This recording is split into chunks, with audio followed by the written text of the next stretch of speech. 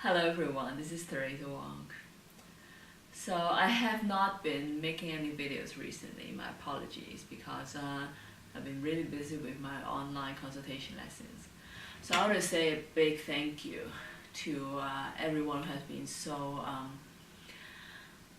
eager to take lessons with me. Thank you so much. And well, thank you for the students in Hong Kong that have been supporting me for years, and also thank you for the new students, for the consultation and the regular lessons that you're taking with me, not only in Hong Kong but all over the world. So thank you so much. I really appreciate that.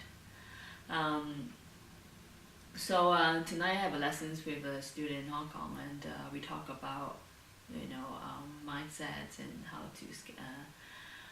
how to plan your practice, and then she was saying that a lot of times it's not like she can't play it, but just in her head she thinks she can't do it. And I think just there are a lot of things in our lives is like that, and playing piano is one of it. Whenever I go practice and we feel like, oh my god, I'm not sure I can do it, I'm not sure I can improve my technical dexterity, and if I can analyze that chord, because she asked me to do all this like theory work, and I just don't know anything about theories and chords, and I just can't sight read really well, I can't read the score, so I just we have all this idea in head that we can't do it, we don't know how. So I suggest students always to break down a big task into smaller steps. So whenever a task seems really daunting to us, we just tend to freeze because, oh my god, I don't know how to do it. But instead of looking at this whole a huge mountain, we can break it into smaller rocks and stones, and then just walk through it. So I like to plan everything. Well, a lot of things anyway in life, and especially in practice, and I like to know what I'm doing, and why I'm doing it, and what's my goal for this task. So for each session, if I'm really serious about getting things done, when I go to the piano, I know what I'm doing. Before I start practicing, even I touch the keys, I know, okay, I'm going to work on the tempo today. I'm going to push the tempo to from 80 to 88, or I need to fix my rhythm today. I need to be really spot on with my dotted rhythm, or the triplets. Just anything I find difficult or I haven't fixed, or maybe today I want to think about the emotion, expression in the music, or I want to analyze, this one phrase. I didn't get what the chords were, or the intervals, and whatever I didn't do in the last session.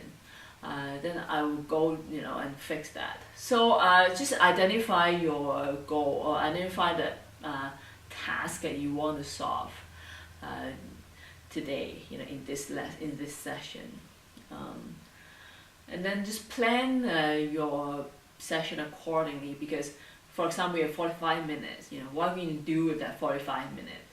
So I may start with working on my techniques. There's some exercise I'll give my students from my techniques transformation exercise book, and so I always tell them to just set an alarm, a timer on the phone, 5 minutes, just do 5 minutes. I know, because people don't want to do it, it's boring, it's so simple, or I'm not sure what I'm doing, but I'm doing it anyway because she tells me to do. So just set 5 minutes, and really focus on doing that task, and then 5 minutes, it's done, and we move on to other things. Maybe practice some scales, 5 minutes or 10 minutes, or do some sight reading for 10 minutes, and then work on a song, for half hour. So you plan accordingly, and then within the half hour of practicing that song, what you're going to achieve, like I said, the tempo or the dynamics, or just to play through smoothly. So because the first thing you want to achieve in a song when you're working on it is to play through it smoothly, right? From the beginning to end without stopping or too much interruption, pauses. So that's the first thing you want to do. And then maybe, practice by sessions and, like just work on the specific problems, and then speed it up, or, like add some work on the dynamic contrast, or, plotting it. Okay, what is going on in this song? Where the climax? Where's the end of the session, and then where's the beginning of the session? So there's a lot of things you can do in this in one practice session, but you have to decide what you want to do and what you're getting out from this session, and there's a goal for this. And by the end of this week, I'm going to try to get this done, and by the end of next week, I'm going to get this done. So before I go back to the lesson with my teacher, this is what I've done. So I can tell her him confidently that this is what I've done, this is what I'm trying to do, and see if I've improved. And then discuss with your teacher proactively, because sometimes teachers are always trying to help. A good teacher always want to help a student to improve and excel, and play better, and just enjoy playing the music, have more understanding of the piece, and work on the technical things, so become more proficient at it and things like that. But you're the one who knows best. Sometimes if you ask a question that is easier for a teacher to say, oh, okay, this is actually what she or he really wants to work on this week. That is his or her frustration this week. Because I might look at, oh, she has this technical problem that we really have to work on, but she really actually wants to understand the course, or she really wants to know about the phrasing, or how to achieve a better crescendo, anything that she finds more important to her. So I always encourage you, like the first thing, at the beginning of a lesson is always like, do you have any question for me?